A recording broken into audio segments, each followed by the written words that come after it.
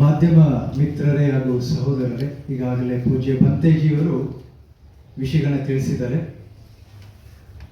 1949ರಲ್ಲಿ ಮಾಡಿದಂತಹ ಮಹಾಬೋಧಿ ಆಕ್ಟ್ ಅಂತೇಳಿ ಏನು ಮಾಡಿದ್ರು, ಅದು ಬುದ್ಧಗಯದ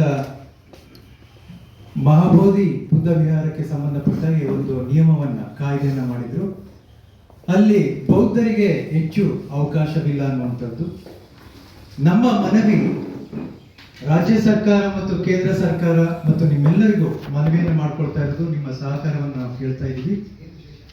1949ರಲ್ಲಿ ಪ್ರಾರಂಭ ಮಾಡಿದಂಥ ಕಾಯ್ದೆಯನ್ನು ರದ್ದು ಮಾಡಿ ಹೊಸದಾದ ಕಾಯ್ದೆಯನ್ನು ಮಾಡಿ ಬುದ್ಧಗಯವನ್ನು ಸಂಪೂರ್ಣವಾಗಿ ಬೌದ್ಧರಿಗೆ ವಹಿಸಿಕೊಡಿ ಅಂತೇಳಿ ನಾವೊಂದು ಮನವಿಯನ್ನು ಮಾಡ್ತಾ ಇದ್ದೀವಿ.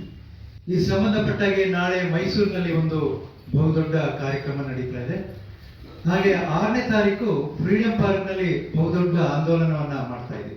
ಸುಮಾರು 5,000ಕ್ಕಿಂತ ಹೆಚ್ಚು ಜನರು ಬರುವ ಸಾಧ್ಯತೆ ಇದೆ.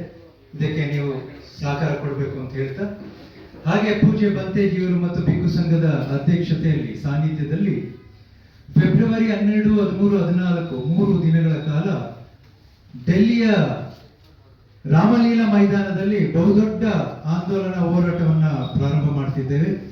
ಆ ದಿನಗಳಲ್ಲಿ ನಮ್ಮಲ್ಲಿ ಸಾಕಷ್ಟು ಜನ ಉಪವಾಸ ಸತ್ಯಾಗ್ರಹವನ್ನ ಮಾಡಿ ಪ್ರಧಾನಮಂತ್ರಿಗಳು, ರಾಷ್ಟ್ರಾಧ್ಯಕ್ಷೆ ಮತ್ತು ಅಲ್ಲಿಯ ಮುಖ್ಯಮಂತ್ರಿಗಳನ್ನ ನಾವು ಭೇಟಿ ಮಾಡಿ ಮನವಿಯನ್ನು ಕೊಟ್ಟು ಬುದ್ಧಗಯವನ್ನ ಸಂಪೂರ್ಣವಾಗಿ ಬೌದ್ಧರಿಗೆ ವಹಿಸಿ ಅಂತೇಳಿ ಮನವಿ ಮಾಡಿಕೊಳ್ಳುವಂತ ಬಹುದೊಡ್ಡ ಕಾರ್ಯಕ್ರಮವನ್ನು ಆಯೋಜನೆ ಮಾಡ್ತಾ ಇದ್ದೀವಿ.